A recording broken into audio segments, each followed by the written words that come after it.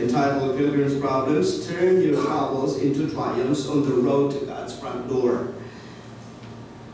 Traveling problems. We've had those, and you've had those. In fact, if I had the time, I could tell you horror stories, I would say, horror stories about traveling, to different parts of the world. Not only in the language barrier, through language barriers, but also through some, near-death experiences. I was traveling from here, from Davao to Manila. I was hijacked in May 25, 2000, as part of the plane that was hijacked, by the way.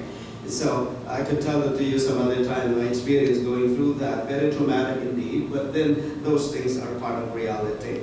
Pilgrim's Problems, again, based on Karl Hafner. And the reason why I chose this book is that I know Karl Hafner personally. I've listened to his presentations 2 times in a row in Las Vegas, Nevada, and also in New Jersey. We had meetings, and Karl Hafner was there to talk about this book.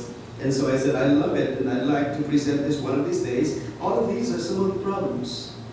These are not all inclusive, but there could be other problems, like, for example, failure, and the loneliness, anger, loss, resentment, guilt, pride, fear, greed, and futility.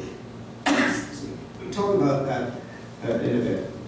Now, the quick review of past imperfect pilgrims, but they are listed in God's honor roll in Hebrews 11. By faith, when they say honor roll, all of them have lived and died except Enoch.